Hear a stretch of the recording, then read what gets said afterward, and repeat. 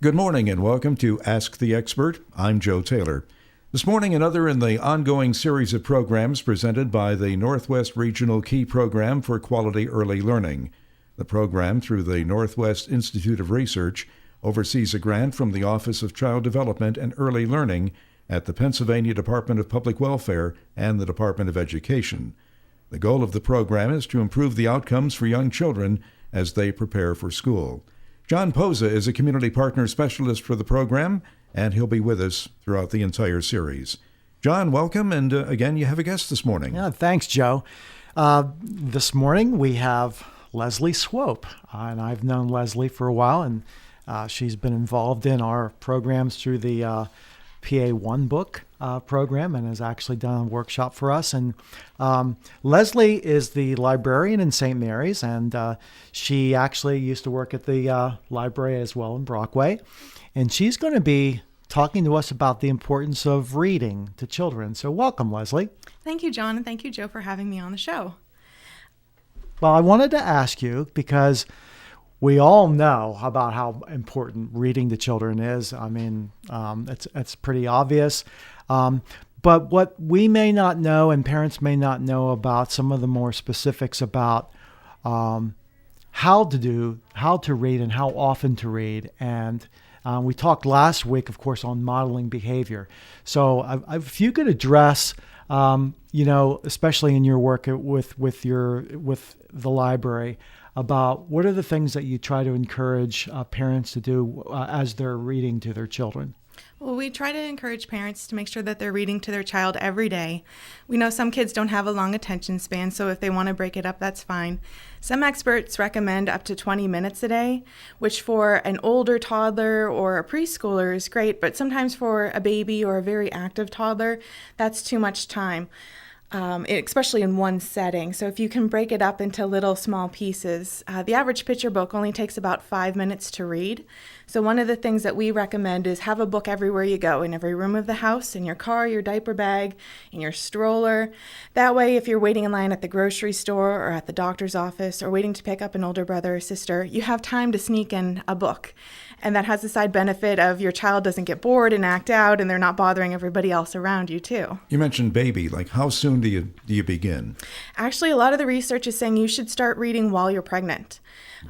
Your child can hear you as young as 14 weeks inside the womb. They can hear the mother. It's about 20 weeks that they can hear, like, the father or anybody else outside. So they're starting to say, read to your child once a day, every day, while you're pregnant. And then that also helps to establish the routine. So when the child comes out, you're reading constantly to them anyways. Of course, and research shows when a child is born, their IQ can range anywhere from 20 to 30 points, depending on the consistent environmental experiences that a child has. And research is also continuing to show that early learning experiences are linked with later school achievement, as well as their emotional and social well-being. There's fewer grade retentions and reduced incidence of juvenile delinquency, and that the outcomes are all factors associated with later adult productivity. So we know all of this, but yet still 35% of children in the United States enter public schools without the skills necessary for learning to read. So we know that it's still an area that we have to do a lot more work in trying to improve. And I know, Leslie, at the library in St. Mary's, you just launched a program. It's called 1,000 Books Before Kindergarten, right? Yes. I think a lot of the reason why kids go into kindergarten not being prepared is because their parents don't realize how important it is, how fast their brains develop. If you wait until your child hits kindergarten to start doing early learning activities, you've lost 5 to 6 years of prime development time for your brain. So the 1,000 Books Before Kindergarten is just, again, to help establish that routine of constantly reading to your child. Some people think 1,000 books sounds like a lot, and 1,000 is a big number. But if you break it down, if you're reading one book a day to your child over 3 years, you're going to read 1,095 books. So if you're reading 3 books a day to your child, you're going to finish the program in 1 year. But after that year, you've established the routine, you've established the bonding experience of reading to your child. So many libraries around the country have found that parents continue with the program even after they've hit that milestone. I have a question regarding how kids learn how to read, and I'd like to draw upon a personal experience with my two daughters. We read the same books to them pretty much, not, day after day after day. And then it got to the point where we'd turn a page and the kid would read or, repeat back what was on that page. I don't remember ever really sounding out words and syllables and whatever. It was like they began by repetition. Mm-hmm. And then somehow something connected in their brains and they could, expand this to other things. So how do they do it? Actually, just by exactly how you said, having the repetition of the same book all the time, and also how you read. If you underline words as you're reading them, they learn that we read in English from left to right, and then we also read from top to bottom. So they can follow the way around. But also, the more that they're exposed to the same words, that word becomes what's called a sight word, so you know it automatically, like the, and. Yeah. It's not things that your teachers teach you to read. You're just expected to know it after seeing it so many times. And with simple books that you're typically reading to kids, they learn, okay, this 5-letter word means this. Like, it's just the repetition is what helps them So you're learn. telling me my kids weren't geniuses. Okay. No, but you were doing what was right by them. Okay, great. Of course, I have a young son and he's now an adult, but I remember reading to him and just from my own experience in his early years, and so many parents are worried that, as you're reading, especially with new words that they may not be hearing all the time, that they're not going to understand. But that is still important because the more the repetition part, the more they're obviously they're attracted by the photos and the pictures, but the more that they hear the word that they may not regularly hear, corresponds to that picture, the more that they're going to understand, and of course that's just something that comes natural. So I know it's okay to read the same book over and over again, especially in my own instance. Well, and like how you were saying, John, about the different words that they might not know, that's a great way to expand their vocabulary. If a child has never heard a word before, when it comes time to being able to read it in 2nd or 3rd or 4th grade, if they've never heard the word, they're not going to be able to sound it out. They're not going to understand the context of it. So you want to expose them to it. And that's why we recommend picture books, because authors of picture books put in all sorts of unique words that you haven't heard before. And that's incredibly important to expose kids to these words. A few years ago, the PA1 book was A Splendid Friend Indeed. How often do people going around saying, oh, have a splendid day? Yeah. Right. Yeah, but that got a new vocab word for all of those children. Well, a 2-year-old's brain, this is research, a 2-year-old's brain has twice the number of neural connections compared to an adult brain. Think about that. So daily routines, not just reading, but feeding, bathing, playing, strengthen particular connections, while those that are not regularly repeated tend to wither away. I guess this process is called neural pruning, and it's a good thing that helps your child's brain work faster. And you know this, Leslie. Yes. One of the ways they describe it is think about your road system. So you have these smaller roads that you take throughout the town, say that you're going 35 miles an hour. But after time, after more and more people continually use the same road, they build it into a highway and you're going 65 miles an hour because that routine is established and it's a bigger area. It's used more often. So since that pathway in your child's brain is used more, it goes lightning fast. Like the information can go really quickly from one connection to another. Is there a window in which the child's brain is receptive and anxious to learn, and then does that begin to close? And at what certain point does it close where maybe it's really difficult then to stimulate the brain and to get more information in there? Pretty much any time up until the age of 5 is the best time to do it because that's when their brain is making all of these connections. Like John said, by the time they hit 5, the neural pruning process has already begun and they've started to lose all of the open exposure to it. They're just used to whatever they're doing in their routine. I've had somebody tell me that they think that by the time you hit 2nd or 3rd grade, you've learned pretty much all of the main things that you need to learn, and it's harder for your brain to open up. That's why they recommend if you're going to teach foreign languages, you should teach them to young kids because their brain is more elastic and more able to absorb that information. So if they get to 8 or 9, you've really got a problem then, right? It takes a lot longer for them to learn things than it would at a younger age. Nothing is ever a closed book. You can never not learn things. I think as adults, we understand that too, how important it is to continually stretch our brains, but it does become more difficult the older the child gets. And the other thing that's important is try to relate the topic that you're reading about to your child's life, if you can.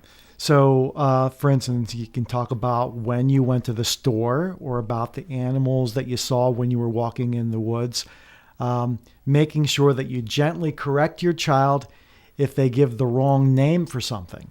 So, for instance, being from Elk County, you would know that if they call a deer an elk, tell them that they were close, but it's actually called an elk, and elk do look a lot like deer. And so, it's something as simple that is something that a parent, really wonders how to work with their child that way. Yeah, you want to make sure that when you're correcting a child, you're not being too disciplinary or too mean to them. You want to say it in a gentle way and then explain as much as you know why it's this way or that way. So if you know more about elk, about the size of them, you can talk about those. If you have actually been up to the visitor center and seen elk, you can talk about that.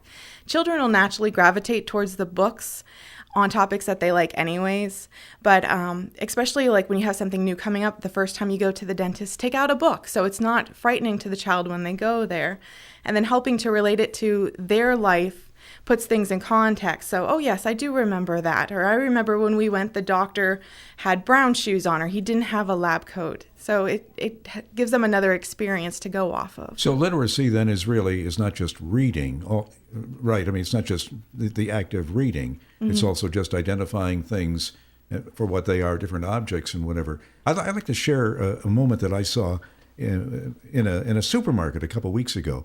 There was a woman ahead of me in line, and she had a little kid, maybe about a 3-year-old kid in her cart. And as she lifted every item out of her grocery cart and put it on the counter, on the conveyor, it was like, this is milk, this is margarine, or this is whatever, and what is this? An apple. And I thought that was so great. You're taking a rather mundane experience and turning it into a learning experience. Mm-hmm.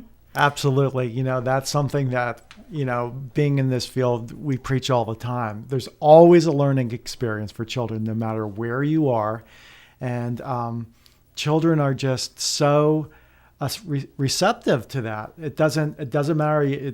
Learning doesn't just take place in a classroom. It occurs in everyday parts of life.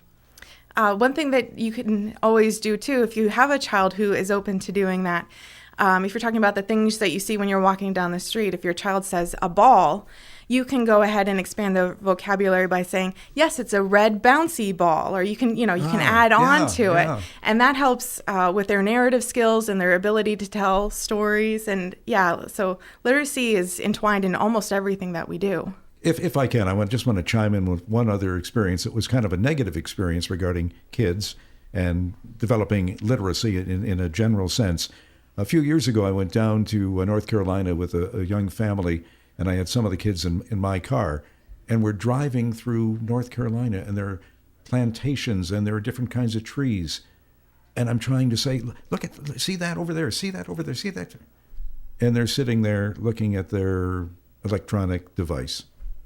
That just rankles me. Mm-hmm. When you're on a trip, have the kid look at things and explain what they're seeing.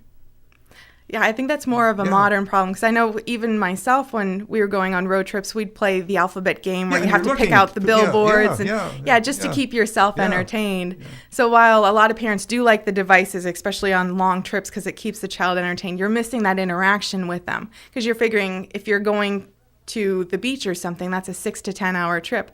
You're missing 6 to 10 hours that you could spend interacting with your child. So maybe you should recommend doing a half an hour with the device, half an hour off with the device, to kind of give themselves a break from it.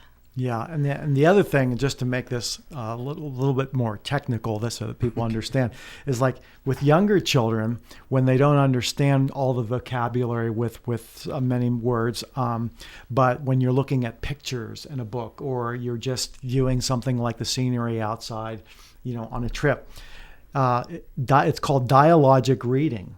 When the parent asks open-ended questions of the children about the pictures or about what they're seeing out the window of the car, encouraging their child to use their own vocabulary to tell the story. Mm-hmm. And dialogic reading is especially important for poor readers, parents who are uncomfortable reading. If you don't feel comfortable reading to your child, that's why a lot of parents don't read. There's a bunch of different things you can do. Dialogic reading is definitely one of them. Or you could find stories that you're familiar with or pick board books that only have 1 or 2 words. But the dialogic reading is letting the stories tell, or the pictures in the story tell the whole story. You want to make sure that you ask the open-ended questions. It can't be a simple yes or no. And you also want to make sure that you give your child about 5 slow seconds to respond to any question that you ask. That way, it'll give them time to process what you've asked them and to come up with an answer, because it does take children's brains a little longer to work than ours do. So yeah, make sure you ask, what's happening now? What do you think is going to happen next? So that builds their vocabulary, and it also helps build their own narrative skills. Yeah, of course, you can influence the type of connections your child keeps through, this is so critically important, repetition, routine, and positive reinforcement. And that's why it's important to continually repeat things that you want your child to remember. And obviously, you want to read to them every day. Talk to them about the letters of the alphabet everywhere you go. Count the number of steps you can take. So I know that's again, repetition, routine, and that is so critically important with young children. Mm-hmm. And you'll be amazed at how quickly your kids pick up on these things. I have a niece who's about 3.5 years old, and her parents just do exactly what you mentioned, John. They count the steps that they take to get from their car to their house. They talk about all of the letters on the billboards. They'll say, K, oh, your name begins with the letter K. And at 3.5, their daughter knows all of their letters. She knows how to count to 20. She's learning how to rhyme. She can tell time. And she hasn't had any formal education. It's just them taking their time to talk to her and saying, okay, let's count. How many stars are on this page of the book? How many marshmallows are in your cereal bowl today? And you pick up on it naturally. That brings up a question that maybe we haven't answered. And that is for parents and grandparents out there, what is the target level of literacy, reading, writing that a child should have going into kindergarten? Because I know that's the purpose of the whole program, is to prepare the child. So what are we trying to achieve? What level? What type of skills? Pretty much, they don't have to be reading. That's something that the teachers will teach them. But they need the basic skills of being able to know that the letters on a page actually stand for something, that they mean a letter, that putting them together means a word, and the word stands for something. So they need to know their letters. If you can teach them the letter sounds, that's great too, because they need to be able to make the connection between the two. Some of the sight words, if you can, and the real simple ones, but they'll pick up on those in kindergarten as well. But they also need to be able to understand what you've read. So if you read a sentence, they need to be able to go, okay, I understand that the dog went to the beach. So, they have to be able to understand what it is and be able to relate to whatever you've just read. If you're reading something and they forget it immediately, if they're not retaining that information, that's a problem. One of the things that's really interesting about what the state does every year, Joe, and Leslie knows this because she's heavily involved in all the libraries, is they have what's called PA1 book. And there's sort of a competition every year where children's authors submit a competitive application to be selected, their book, to be selected as the PA1 book of the year. And then in April, prior to April, when the author is selected, that book is used, and the book is not only rich in its illustrations and so forth, but it carries a very, very strong message for children to learn. And so this coming year, in April, we'll be celebrating the 10th year anniversary of that program. And we will be bringing all the previous, not only the current PA1 book author, but all the previous authors back to Pennsylvania. And they'll be going around the state and giving symposiums and working with children on their books and Teachers and preschool teachers and librarians will pick up on additional ideas on how to use children's books when they're working with the children. Now, on our last program, we talked a little bit about television and video and whatever from a perspective of reading, from literacy. What are your thoughts on the roles, the positive roles and negative roles of video?